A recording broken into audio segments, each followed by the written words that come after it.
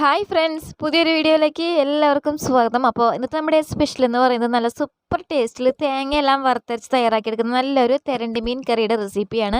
അപ്പോൾ തെരണ്ടി മീൻ മേടിക്കുന്ന സമയത്ത് എല്ലാവരും ഈ ഒരു രീതിയിലൊരു പ്രാവശ്യമെങ്കിലും ഒന്ന് ട്രൈ ചെയ്ത് നോക്കാനായിട്ട് മറക്കരുത്. നല്ല സൂപ്പർ ടേസ്റ്റുള്ളൊരു തെരണ്ടി മീൻ കറിയാണ് നമ്മളിന്നിവിടെ തയ്യാറാക്കി എടുത്തിട്ടുള്ളത്. അപ്പോൾ വീഡിയോയിലേക്ക് പോകാം. അതിന് മുമ്പ് നമ്മുടെ ഈ ചാനൽ ആദ്യമായിട്ട് കാണുന്നവരുണ്ടെങ്കിൽ ഇതുവരെയും സബ്സ്ക്രൈബ് ചെയ്തിട്ടില്ലെങ്കിൽ ഞാനിടുന്ന വീഡിയോസിന് നോട്ടിഫിക്കേഷൻ പെട്ടെന്ന് തന്നെ കിട്ടാനായിട്ട് ഇപ്പോൾ തന്നെ ഒന്ന് സബ്സ്ക്രൈബ് ചെയ്തിട്ട് തൊട്ട് വരുന്ന ബെൽ ബട്ടണിൽ ഓൾ കൂടി എനേബിൾ ചെയ്ത് വെക്കാനായിട്ട് മറക്കരുത്. അപ്പോൾ നമുക്കിത് എങ്ങനെയാണ് തയ്യാറാക്കുന്നതെന്ന് കണ്ടു വെക്കാം. അപ്പോൾ നമ്മുടെ ഈ ഒരു മീൻ കറിക്ക് ആവശ്യമായിട്ടുള്ള തെരണ്ടി മീൻ ഞാനിവിടെ ഒരു 1/2 കിലോയാണ് എടുത്തിട്ടുള്ളത്. ഇത് നന്നായിട്ട് വിനാഗിരിയും ഉപ്പും ചേർത്ത് നന്നായിട്ട് കഴുകി എടുത്തിട്ട് വെച്ചിട്ടുള്ളതാണ്. ഇതിലേക്ക് നമുക്കൊരു 1/2 ടീസ്പൂൺ അളവിൽ ഉപ്പ് ചേർത്ത് കൊടുക്കാം. അതുപോലെ തന്നെ ഒരു 1/4 ടീസ്പൂൺ അളവിൽ മഞ്ഞൾപ്പൊടിയും ചേർത്ത് കൊടുക്കുക. ഇനി ഇതെല്ലാം കൂടിയിട്ട് നന്നായിട്ടൊന്ന് മിക്സാക്കി എടുക്കുക. നന്നായിട്ട് മിക്സാക്കിയിട്ട് ഒരു 10 മിനിറ്റ് ഒന്നും അങ്ങനെ തന്നെ ഇരിക്കട്ടെ. അപ്പോൾ ഞാനിപ്പോൾ ഈ ഒരു വലിപ്പത്തിലാണ് ഈ ഒരു മീനൊക്കെ ഒന്ന് കട്ട് ചെയ്തെടുത്തിരുന്നത്. അപ്പോൾ വലിപ്പമൊക്കെ നിങ്ങളുടെ ഇഷ്ടത്തിനനുസരിച്ച് കട്ട് ചെയ്തെടുത്താൽ മാത്രം മതിയാവും. നമുക്കിതിലേക്ക് വേണ്ട അരപ്പ് തയ്യാറാക്കാനായിട്ട് ഞാനിപ്പോൾ ഒരു മിക്സിയുടെ ചെറിയ ജാറാണ് എടുത്തിട്ടുള്ളത്.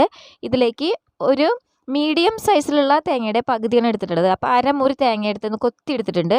അത് നമുക്ക് ഈ മിക്സിയുടെ ചെറിയ ജാറിലേക്ക് ഇട്ട് കൊടുക്കാം. നമ്മൾ തേങ്ങയെല്ലാം വറുത്തെടുത്തിട്ട് തയ്യാറാക്കുന്ന കറികൾക്കൊക്കെ ഇതുപോലെ തേങ്ങ മിക്സിയിലേക്ക് ഇട്ട് കൊടുത്തിട്ട് നന്നായിട്ട് അടിച്ചതിന് ശേഷം വറുത്തെടുക്കുകയാണെങ്കിൽ പെട്ടെന്ന് തന്നെ ഫ്രൈ ആയി കിട്ടുകയും ചെയ്യും. അതുപോലെ തന്നെ എല്ലാം ഒരേ രീതിയിൽ തന്നെ നമുക്ക് നല്ല ഫ്രൈ ആയിട്ട് കിട്ടുകയും ചെയ്യും. അപ്പോൾ അതിൻ്റെ പുറക്കാണ് ഇങ്ങനെ ചെയ്യുന്നത്. ഞാൻ ഇങ്ങനെയാണ് തയ്യാറാക്കുന്നത്. അപ്പോൾ നിങ്ങൾക്ക് ഇഷ്ടമില്ല എന്നുണ്ടെങ്കിൽ നിങ്ങൾ സാധാരണ രീതിയിൽ ചിരകി എടുത്തിട്ട് തയ്യാറാക്കിയാൽ മതിയാവും. ഇപ്പോൾ അത് നന്നായിട്ട് തന്നെ അടിച്ചിട്ടുണ്ട്. വെള്ളമൊന്നും ചേർക്കരുത്, ജസ്റ്റ് നന്നായിട്ടൊന്ന് കറക്കിയെടുത്താൽ മാത്രം മതിയാവും. ഇപ്പോൾ ഒരേ രീതിയിൽ തന്നെ എല്ലാം നമുക്ക് അരഞ്ഞു കിട്ടിയിട്ടുണ്ട്. ഇനി നമുക്ക് ഒരു പാനിലേക്ക് ഒരു ടേബിൾ സ്പൂൺ വെളിച്ചെണ്ണ ഒഴിച്ച് കൊടുക്കുക. അതിനുശേഷം നമ്മൾ എടുത്തു വെച്ചിരിക്കുന്ന തേങ്ങ അടിച്ചത് ഇതിലേക്ക് ഇട്ട് കൊടുക്കുക. എന്നിട്ട് നന്നായിട്ട് തന്നെ ഒന്ന് ഇളക്കി കൊടുത്തേക്കണം.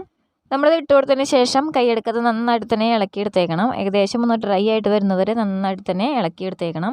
അപ്പം ഫ്ലെയിമെല്ലാം ഒരു മീഡിയത്തിൽ ഇട്ട് കൊടുത്തിട്ട് വേണം ഫ്രൈ ചെയ്തെടുക്കാനായിട്ട്. കരിഞ്ഞു പോകാതെ നന്നായിട്ട് തന്നെ ഫ്രൈ ചെയ്തെടുക്കണം. അപ്പോൾ ഏകദേശം ഈ ഒരു രീതിയിലായി വരുമ്പോൾ നമുക്കിതിലേക്ക് ഒരു 3 ചുവന്നുള്ളിയും 3 വെളുത്തുള്ളിയും ചേർത്ത് കൊടുക്കാം. എന്നിട്ട് നന്നായിട്ട് തന്നെ ഒന്ന് ഫ്രൈ ചെയ്തെടുത്തേക്കണം. ഇതിപ്പോൾ നമ്മളിങ്ങനെ അടിച്ചെടുത്തുകൊണ്ട് തന്നെ പെട്ടെന്ന് തന്നെ ആയി കിട്ടും. അപ്പോൾ കരിഞ്ഞു പോകാതെ പ്രത്യേകം ശ്രദ്ധിക്കുക. നന്നായിട്ട് തന്നെ ഫ്രൈ ആക്കുക. ഏകദേശം നല്ല ബ്രൗൺ കളറാവുന്നത് വരെ നമ്മൾ ഇതുപോലെ ഇളക്കി കൊടുത്തേക്കണം. ഇപ്പോൾ നന്നായിട്ട് ബ്രൗൺ കളറായിട്ട് വന്നിട്ടുണ്ട്. ഏകദേശം ഈ രീതിയിലായിട്ട് വേണം നമുക്കിതിലേക്ക് പൊടികൾ ചേർത്ത് കൊടുക്കാനായിട്ട്. അപ്പോൾ നമ്മൾ തേങ്ങ വറുത്തെടുക്കുമ്പോൾ നന്നായിട്ട് ഫ്രൈ ആയിട്ട് കിട്ടിയാലാണ് നമ്മുടെ കറി നല്ല ടേസ്റ്റി ആയിട്ട് വരത്തുള്ളൂ. അത് പ്രത്യേകം ശ്രദ്ധിക്കുക. ഇനി നമുക്കിതിലേക്ക് 1 ടേബിൾ സ്പൂൺ അളവിൽ മുളക് പൊടിയും 2 ടേബിൾ സ്പൂൺ അളവിൽ മല്ലിപ്പൊടിയും ചേർത്ത് കൊടുക്കാം. എന്നിട്ട് ഇതെല്ലാം കൂടിയിട്ട് നന്നായിട്ട് മിക്സ് ആക്കുക. അപ്പോൾ നമ്മൾ പൊടി ചേർത്ത് കൊടുക്കുന്ന സമയത്ത് അതിൽ മുന്നായിട്ട് നമ്മൾ ലോ ഫ്ലെയിമിലേക്ക് ഇട്ട് കൊടുത്തിട്ട് വേണം ഇത് ചെയ്തെടുക്കാനായിട്ട്. അപ്പോൾ പൊടിയൊന്നും കരിഞ്ഞു പോവാതെ നന്നായിട്ട് മിക്സാക്കി ഇതുപോലെ നന്നായിട്ട് തന്നെ ഒന്ന് വറുത്തെടുത്തേക്കണം. ഇത്രയായാൽ മതി. അപ്പോൾ നമുക്കിത് ഫ്ലെയിം ഓഫ് ആക്കിയിട്ട് വേറൊരു പ്ലേറ്റിലേക്ക് തണുക്കാനായിട്ട് മാറ്റി വയ്ക്കുക. അപ്പോൾ ഇതിൻ്റെ ചൂടൊന്ന് പോയി കഴിയുമ്പോൾ നമുക്ക് നന്നായിട്ട് തന്നെ ഒന്ന് അരച്ചെടുക്കാം. അപ്പോൾ ഇതിൻ്റെ ചൂടെല്ലാം പോയിട്ടുണ്ട്. ഇപ്പോൾ നമ്മൾ മിക്സിയുടെ ചെറിയ ജാറിലേക്ക് ഇട്ട് കൊടുത്തിട്ടുണ്ട്. ഇപ്പോൾ ഇത് നന്നായിട്ട് തന്നെ നല്ല ക്രിസ്പി ആയിട്ട് കിട്ടിയിട്ടുണ്ട്. കണ്ടോ, ഇതുപോലെ നല്ല ബ്രൗൺ കളറിൽ തന്നെ ഫ്രൈ ചെയ്തെടുക്കുക. അപ്പോൾ നമുക്കിനി അല്പം വെള്ളം ചേർത്ത് കൊടുത്തിട്ട് നന്നായിട്ട് തന്നെ ഒന്ന് അരച്ചെടുത്തിട്ട് വരാം. ഇപ്പോൾ നമ്മുടെ മീൻ കറിയിലേക്കുള്ള അരപ്പ് റെഡി ആയിട്ടുണ്ട്. ഇനി നമുക്കിതൊന്ന് മാറ്റി വെച്ചിട്ട് നമുക്ക് മീൻ കറി തയ്യാറാക്കിയെടുക്കാം. അപ്പോൾ അതിനായിട്ട് ഒരു മൺചട്ടിയിലേക്ക് നമുക്ക് 2 ടേബിൾ സ്പൂൺ അളവിൽ വെളിച്ചെണ്ണ ഒഴിച്ച് കൊടുക്കുക. വെളിച്ചെണ്ണ നന്നായിട്ടൊന്ന് ചൂടായിട്ട് വരുമ്പോഴത്തേക്ക് ഒരു വലിയ പീസ് ഇഞ്ചി ചതച്ചെടുത്തിട്ട് ചേർത്ത് കൊടുക്കുക. ഇഞ്ചി ചേർത്ത് കൊടുത്തതിന് ശേഷം നമുക്കിതിലേക്ക് ഒരു 3 പച്ചമുളക് നീളത്തിൽ കട്ട് ചെയ്തിട്ട് ചേർത്ത് കൊടുക്കാം.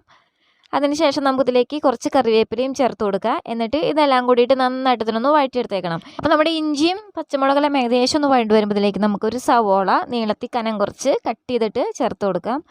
സവാളയും ചേർത്ത് കൊടുത്തിട്ട് നന്നായിട്ടൊന്ന് മിക്സാക്കി നന്നായിട്ട് തന്നെ ഒന്ന് വഴറ്റിയെടുത്തേക്കണം. അപ്പോൾ നമ്മുടെ സവോള ഏകദേശം ഒരു ബ്രൗൺ കളർ ആകേണ്ട ആവശ്യമൊന്നുമില്ല. ജസ്റ്റ് നന്നായിട്ടൊന്ന് വഴറ്റിയെടുത്താൽ മാത്രം മതിയാവും. ഏകദേശം ഈ ഒരു രീതിയിലായി കഴിയുമ്പോൾ നമുക്ക് ഇതിലേക്ക് തക്കാളി ചേർത്ത് കൊടുക്കണം. ഞാനിപ്പോൾ ഇവിടെ ഒരു മീഡിയം സൈസിലുള്ള തക്കാളി കട്ട് ചെയ്തെടുത്തിട്ടുണ്ട്. അതൊന്ന് ചെറിയ പീസസായി കട്ട് ചെയ്തത് നമുക്കിതുപോലെ ചേർത്ത് കൊടുക്കാം.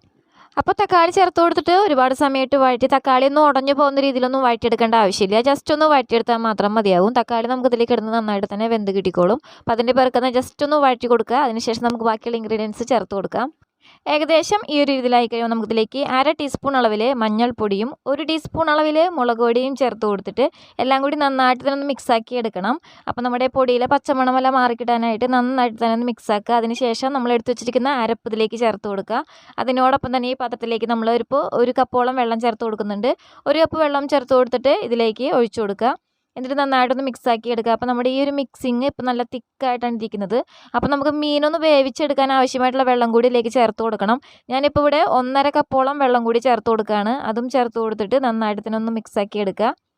കൂടെ തന്നെ നമുക്കിതിലേക്ക് ആവശ്യമായിട്ടുള്ള ഉപ്പ് കൂടി ഈ ഒരു സമയത്ത് ചേർത്ത് കൊടുക്കാവുന്നതാണ്. ഉപ്പും ചേർത്ത് കൊടുത്തതിന് ശേഷം നന്നായിട്ട് ഒന്നുകൂടി മിക്സാക്കുക. അതിനുശേഷം ഇതുപോലെ ഒന്ന് ജസ്റ്റ് തിളച്ച് വരുന്നത് വരെ ഒന്ന് വെയിറ്റ് ചെയ്യുക. എന്നിട്ട് നമുക്ക് നമ്മളെടുത്ത് വെച്ചിരിക്കുന്ന മീനെല്ലാം ഇതിലേക്ക് ഇട്ട് കൊടുക്കാം. മീനെല്ലാം ഇട്ട് കൊടുത്തതിന് ശേഷം പിന്നെ നമ്മളിതിലേക്ക് ഒരു ഐറ്റം കൂടി ചേർത്ത് കൊടുക്കുന്നുണ്ട്. ഞാനിപ്പോൾ ഇതിലേക്ക് ചേർക്കാൻ പോകുന്നത് ഒരു ഏത്തക്കായയാണ്. അപ്പോൾ ഏത്തക്കായ തൊലിയെല്ലാം കളഞ്ഞതായി ഇതുപോലെ നീളത്തിലൊന്ന് കട്ട് ചെയ്തെടുത്തിട്ടുണ്ട്. അപ്പോൾ നിങ്ങൾക്ക് ഇഷ്ടമുണ്ടെങ്കിൽ മാത്രം ചേർത്ത് കൊടുത്താൽ മതി. ഞാനിതുപോലെ ഏത്തക്കായ ചേർത്തിട്ടാണ് ഈ ഒരു കറി തയ്യാറാക്കി എടുക്കാറുള്ളത്. അപ്പോൾ നിങ്ങൾക്ക് ഇഷ്ടമുണ്ടെങ്കിൽ മാത്രം ചേർത്ത് കൊടുത്താൽ മതി. ഇനി ഇത് നമുക്ക് നന്നായിട്ട് മിക്സാക്കി എടുക്കാം. മിക്സാക്കിയതിന് ശേഷം നമുക്കിതിലേക്ക് ചേർത്ത് കൊടുക്കാനുള്ളത് വാളംപുളിയാണ്. ഞാനിപ്പോൾ ഒരു നെല്ലിക്ക വലിപ്പത്തിൽ പുളി എടുത്തിട്ട് അല്പം വെള്ളത്തിൽ കുതിർത്ത് പിഴിഞ്ഞ് വെച്ചിട്ടുള്ളതാണ്. അത് നമുക്കിതിലേക്ക് ഒഴിച്ചു കൊടുക്കാം. അപ്പോൾ നമ്മൾ ഈ പുളി ഒഴിച്ചു കൊടുക്കുമ്പോൾ ഒരുപാട് അങ്ങ് ഒഴിച്ചു കൊടുക്കരുത്. കുറച്ച് ഒഴിച്ചു കൊടുത്തിട്ട് നമ്മൾ ടേസ്റ്റ് നോക്കിയിട്ട് വേണം ഒഴിച്ചു കൊടുക്കാനായിട്ട്. പുളി കൂടി പോകരുത്, അത് പ്രത്യേകം ശ്രദ്ധിക്കുക. എന്നിട്ട് മിക്സാക്കിയതിന് ശേഷം അടച്ച് വെച്ചിട്ട് ഒരു 10 മിനിറ്റ് നമുക്കൊരു മീഡിയം ഫ്ലെയിമിലിട്ടിട്ടൊന്ന് വേവിച്ചെടുക്കാം. 10 മിനിറ്റിന് ശേഷം കറി ഒന്ന് തുറന്ന് നന്നായിട്ട് തന്നെ ഒന്ന് ഇളക്കിയിട്ട് കൊടുക്കാനായിട്ട് മറക്കരുത്. ഇപ്പോൾ ഏകദേശം നന്നായിട്ട് തന്നെ തിളച്ച് വന്നിട്ടുണ്ട്. അപ്പോൾ ജസ്റ്റ് ഒന്ന് ഇളക്കി കൊടുക്കുക. എന്നിട്ട് വീണ്ടും ഒന്ന് അടച്ച് വെച്ചിട്ട് നന്നായിട്ട് തന്നെ ഒരു 10 മിനിറ്റോളം ഒരു മീഡിയം ഫ്ലെയിമിൽ തന്നെ ഇട്ട് കൊടുത്തിട്ട് നന്നായിട്ട് തന്നെ ഒന്ന് കുക്ക് ചെയ്തെടുത്തേക്കണം.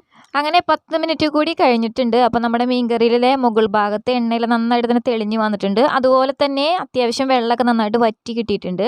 അതുപോലെ നമ്മുടെ മീനെല്ലാം വെന്തിട്ടുണ്ട്. അപ്പോൾ ഈ ഒരു രീതിയിലാവുമ്പോൾ വേണം നമ്മൾ ഫ്ലെയിം ഒന്ന് ഓഫാക്കി കൊടുക്കാനായിട്ട്. ഇനി ഒരുപാട് തിളപ്പിച്ച് ഇത് പറ്റിക്കേണ്ട ആവശ്യമില്ല.